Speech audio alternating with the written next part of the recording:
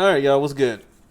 Just got back from the theater. Saw NOSFERATU, something I was going to see on Christmas holiday, which was yesterday. But I'm not. I don't know how y'all are in theaters. I'm not really one. I like packed rooms. That's just me. I like my space. And today it was more spacious than yesterday. It was people. A lot of people was really anticipating this movie. Almost every theater I saw was packed, which is good. I mean, I'm not saying that's a bad thing. It's just that tells me unless it's something I really, really, really want to see, I'm just gonna wait till the next day, and I'm glad I did. Really glad I did. Nosferatu, a 1922 remake. I heard there was other remakes. Never seen them. Never heard of it except just recently that somebody else told me that there was other remakes after 1922. Would never know because I haven't heard anything about it, nor so I didn't see it. But I did see 1922's. And so now this is remade by Robert Egger, Bill Skarsgård, Lily Depp, I believe her name is. Her first name is Lily, but I didn't know that was Johnny Depp's daughter. that's cool. Is this her first movie? I don't know. I haven't seen anything else she's been in. Johnny Depp's one of my favorite actors, so it's cool to see someone else of him is that now in acting, and more power to her because she played the heck out of this role. I'll get to that in a second. But the storyline is very, very simple. An obsessive vampire who's willing to do anything and everything to get the love of his life, who was played by Lily Depp. And there's more to it in between it, but that is the small gist of the story. And it's done very well by Robert Egger and everybody else. And when I say everybody, I literally mean everybody. The acting is straight. The acting, directing, camera work, the world is straight cinema. This looked like a passion project by Robert Egger.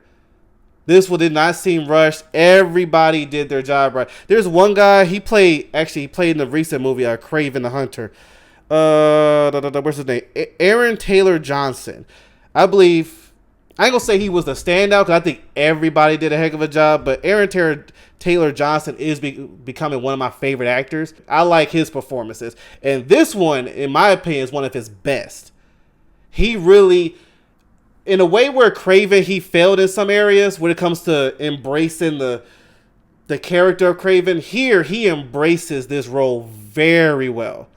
Very well. So, I just want to give a shout out to Aaron Taylor Johnson because he is, lately, has been one of my favorite actors to watch, even if the movie ain't that good.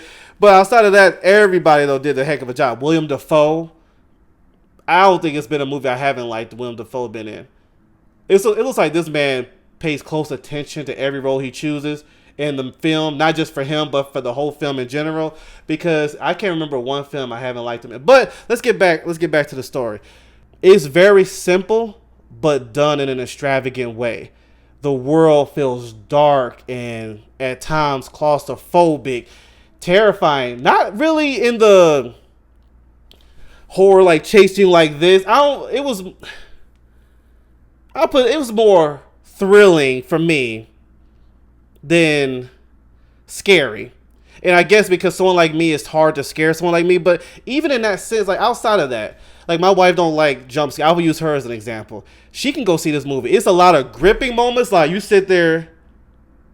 But I don't believe Robert Egger was going to the direction of, chasing you like this, all that other stuff, and jumping out and scaring the living mess out of it. It wasn't going for that direction. And personally, I'm glad it didn't. Because this is that kind of movie where it grips you just by the atmosphere, the way the score is, and the way the score isn't. Because sometimes he has moments there's no music, and the way the actors sell it. His atmosphere on top of the actors and the writing, which the writing, by the way, was done very well, really gripped you. There's the first moment you meet Orlok is Orlok meeting Thomas Hunter, which Thomas Hunter was someone who was hired by his job to go and meet Orlok, which he had no idea who Orlok was. But their first meeting, that really got you ready for what this movie, how gripping this movie was going to be, without really a lot of jump scares, without any of that other extra stuff that horror movies usually do. It was thrilling. That's why I want to give credit to all the actors and actresses, because they sold the scenes. You don't really get Bill Skarsgård a lot as Orlok. You get him enough, but very little.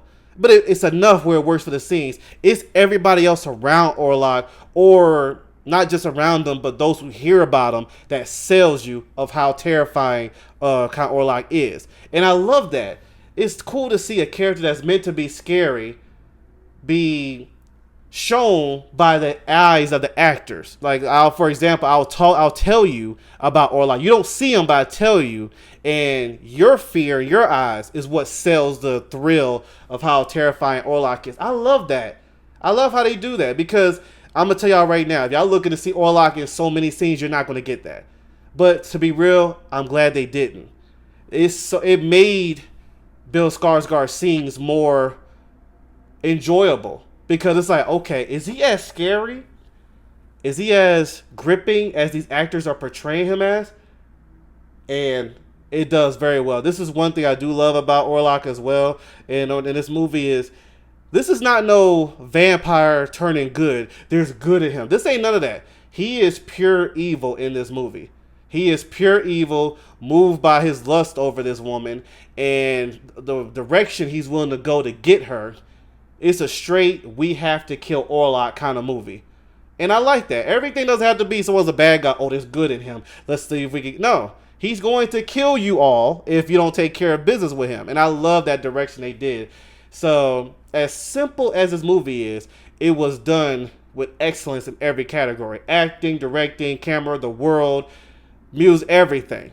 And I say this all the time. You don't have to go blow up everything for a movie to be well. What I mean by that is be extra with the writing, extra with all that. You don't have to do that. This was simple to the point, but done very well because of how the atmosphere was made. Everybody chipped in perfectly, in my opinion. This was great cinema. I'm glad I saw it, because I was literally about to do my top 10. I just saw Sonic like a week ago, and I was going to do my top 10 after that.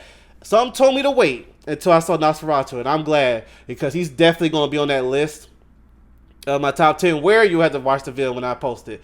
But yeah, definitely go see it.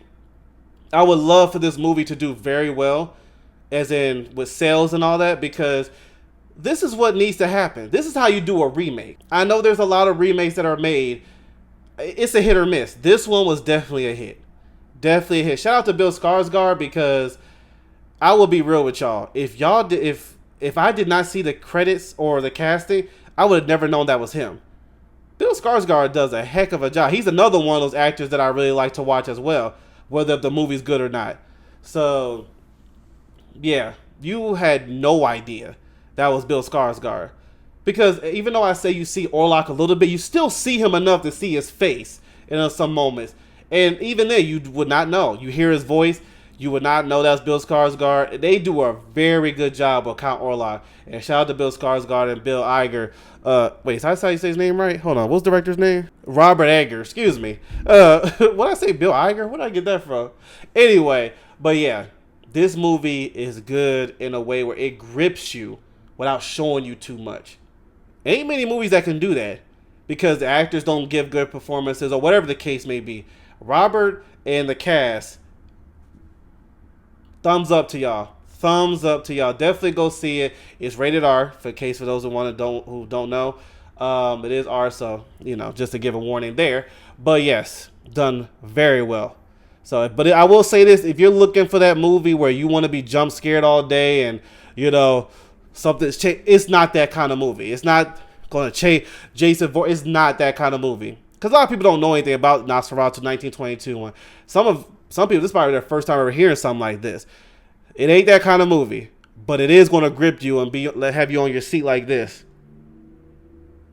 So yes, I would advise go see it. I hope it does well in the box office. We'll find out. But anyway, thank y'all so much for tuning in, and Happy New Year.